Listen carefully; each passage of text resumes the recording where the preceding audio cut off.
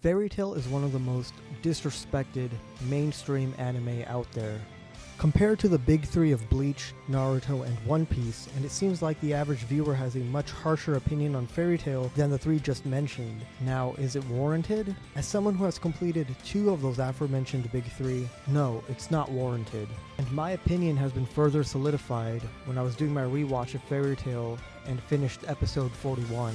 This episode was so special that I had begun writing up the video idea for this video before I had even finished the later few episodes. And after completing the next few episodes, the episodes in this video that I really want to focus on are 41, 42, and 43. There was something about the craziest part is that these 3 episodes don't even include the ending of the arc. I could go even further into these later episodes, but these 3 episodes I want to talk to you about today are really special to me because they help change the way I view Fairy Tail. From episodes 1 to 40, I found myself thoroughly enjoying this anime, but episode 41 was where something really clicked, and I felt as though it was the best episode of the show I had seen thus far. This episode is the finale of one arc and the start of the next. It features the touching character moments between Urza and Natsu, as Urza sacrifices herself and sees the aftermath of what her actions could lead to, and Natsu being the one who saves her from it, because that's the kind of guy Natsu is. He'll never leave behind a friend. The emotional highlight of this episode is Urza's goodbye to her friends who've been through a lot with her and won't be joining Fairy Tail. It's a tearjerker, alright. Fairy Tail is really good at these kind of emotional scenes because the bonds always feel real between the characters. The dialogue is powerful and cheesy, but in the best way possible, and the expressions always portray the feelings perfectly. Now in the later half of the episode, we get a bombshell announcement. Gajeel, one of the antagonists not too long ago who attacked Fairy Tail, and more specifically Levi and her team, will be joining Fairy Tail. Turns out not everybody is excited about this, and expectedly so, as Gajeel is later called out by Jet and Joy, friends and team members of Levi, who want Gajeel to pay for his prior actions. Gajeel has already made quick work of these 3 before, so it would be obvious that taking these 2 down would be even quicker, but it isn't. Instead, he gets beat, not even putting up a fight to the shock of the duo. But just then arrives Loxus, the toughest man in the entire guild. Loxus is a cruel man, and he has a love of Fairy Tail, albeit in a completely different and twisted way than that of the other members. He wants Fairy Tail to be respected rather than a laughingstock guild, angry at Fairy Tail being labeled as losers. He lashes out against Gajeel, and this is when it's revealed that Gajeel never had any plans of fighting back, accepting the attacks as punishment for his past behavior. But when Loxus aims his anger at Levi, Gajeel speedily arrives at her side and blocks the attack. Loxus walks around town afterwards, angry that this isn't the Fairy Tail he envisioned, before defiantly stating that Fairy Tail will be his. What makes this episode so special is that it's a roller coaster of emotions from start to end. We get the suspense and bleakness of Urza's supposed death, the courageous display of hope when Natsu saves her, the tearjerker of Urza's goodbye to her friends, the comedic lightheartedness back at the guild, the heroic behavior of Gajeel, and the darkness and anger of Loxus. Looking back at this episode, I think what captivated me was the expressions and the setting up of important relationships and rivalries for later. Loxus' drive to change Fairy Tail is directly in conflict with that of Natsu and his friends. Gajeel is not very well trusted, as is seen in the episode, but shows that he's willing to earn their approval.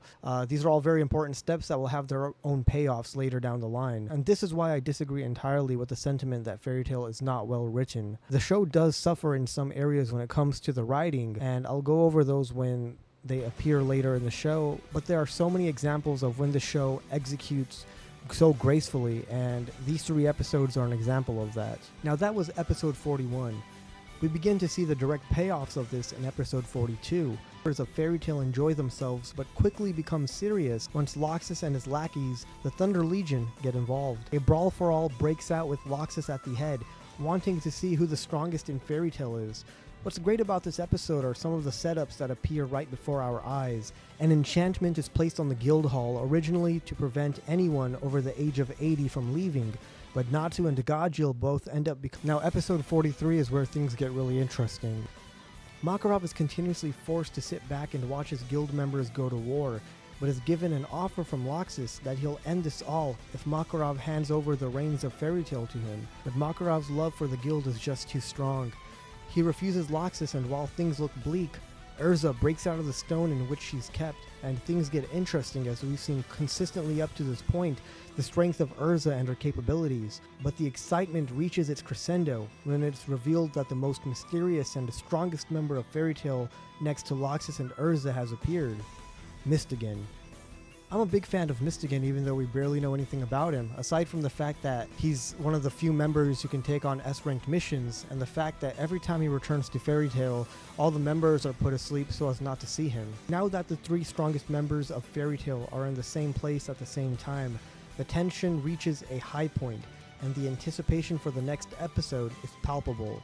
The third episode of the three I talked about today is the most exciting because of reasons like this. I also want to mention that the comedy in Fairy Tail is usually pretty strong, but there were some genuinely hilarious moments in this episode. So now that I have established what actually happened in these three episodes, the question is what makes them so great? Prior to these episodes, I found Fairy Tail enjoyable, but my attention was never consistently captured. There were a couple of arcs prior where the pacing felt a bit slow, with not enough resolutions or exciting setups, or the fights and why they were occurring weren't very interesting, which is even more important than the actual fight itself. In these three episodes alone, major plot points are established, characters are reintroduced who will be integral to the series, and the execution of the comedy as well as the emotional scenes is well done. Loxus is reintroduced as we hadn't seen much of him up to this point, and his motivation to take over Fairy Tail is consistent considering what we saw last of him and how Fairy Tail's perception continues to drop.